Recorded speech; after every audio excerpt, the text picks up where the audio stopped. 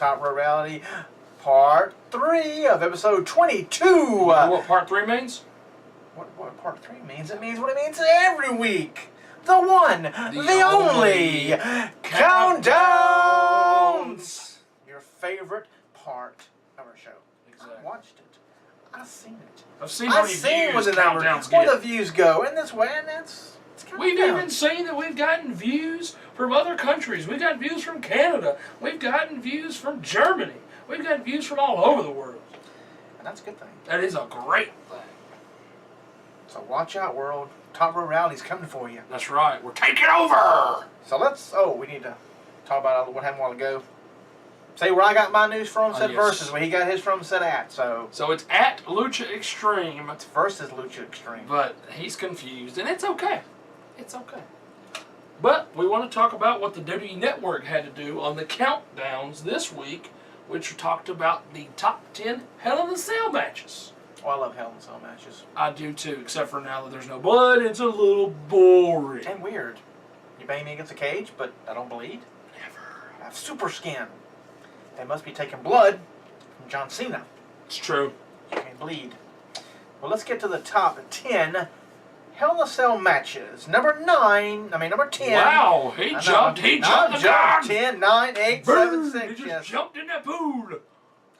I thought, okay. Slow down. Number 10 doesn't have John Cena in it, so that's... Number 10 has your favorite, Mick Foley. yeah, that's maybe why I try to jump over it. I see that. Number 10 was at No Way Out in 2000. That's right. It was Triple H taking on Mick Foley. Title versus career. And Triple H won the match. Of course. And we have blood. We have blood. Number 9, SummerSlam 2008, Edge losing to The Undertaker. And guess what we had on that one? Blood. Blood. And fire. Mm-hmm. That's when he picked Edge up on the ladder and dumped him through the ring, and then flames went up all the way to the top of the cage. There you go. Number 8 was Judgment Day 02. Y2J taking on Triple H. See a pattern here? I do see a pattern. And Hunter wins again. And guess what there was in that one? Blood. Blood. Okay. Number 7, No Mercy 2002. Undertaker taking on Brock Lesnar. And something that Undertaker has been involved in for so many years, and Brock Lesnar beat him. Yes. And guess what? Blood. The blood. Weird. Number 6. Bad Blood in 04. There's a pattern here again, guys. It was HBK versus Triple H. And who won? Triple H. Again. And guess what there was in that one? Blood. Weird. Number 5, Armageddon 2000. This was in Birmingham, Alabama. 6-man Hell in a Cell match. Angle beating Triple H, Austin, Rikishi, Rock, and The Undertaker. And you know what was in it? Blood and hay bales. And a hay truck. Because Rikishi had to drop off the top of the daggone cage, and the only thing that catch him was a truck. Full of straw. Yes. Full of hay and straw, yes. Number 4 was Unforgiven in 06. DX That was a fun match. versus Big Show and the McMahon. The only bad part Shane about and Vince. the only bad part about that was Big Show's derriere was out in Yeah. that match. It was pretty nasty. And know what else was out? Blood. Number 3, speaking of blood, Bad Blood 1997, and I believe this would be the one that started it all. It was the one that This was started it all. Undertaker losing to HBK. Do you know why he lost to HBK? Because because of Kane! Exactly. Your brother is here! Ripped that door off that cage That's and threw it to right. the side, and he went. Exactly. Which is weird for Undertaker to do that, but hey. Exactly. So, number 2. I got number 2. You got number If you 2. took Bad Blood, I'll take this. Okay. you take it. WrestleMania 28. The Undertaker beats Triple H with Shawn Michaels as referee. Yes, there was a little bit. That's PG. Not now. as much blood. Maybe it was the hard way on accident. There's no Crimson Mask in WrestleMania 28. Of course not. Because we PG. Blood is scary. And number 1, Stupid. The greatest Hell in the Cell match of ever. all time. All right. If I took 2, you get 1. All right. King of the Ring, 1998. You seemed like you was really excited about it, so I was wanting you to have that one. You can have it. Undertaker beat Mankind. He got his win back from the first one, losing to Triple H, so he beats Yes. Mankind. But obviously, Mankind was going to lose that one after he was about half dead in the first 5 minutes. Over the side, through the cage. Tooth in his nose. Busted lip. Shoe fell off. Blood. Lots of it. And that's when we need blood. Pay-per-view matches via the cage. Not that we're bloodthirsty or anything, Give but a it does cage. make the stories Any better. match where there should be blood, there needs to be blood. If there's, which they can't do chairs to the face. So I understand when you bring chairs into it, there won't be any blood because they can only hit them in the back of their back. in the That's back. totally fine, or the stomach, and that's totally fine. I'm fine with no blood on. But you take a man and you just grind his head like a cheese grater. And nothing happens. Nothing happens to him. Or you throw him back first into an elimination chamber floor. Come on, come on, I know. come on. I know.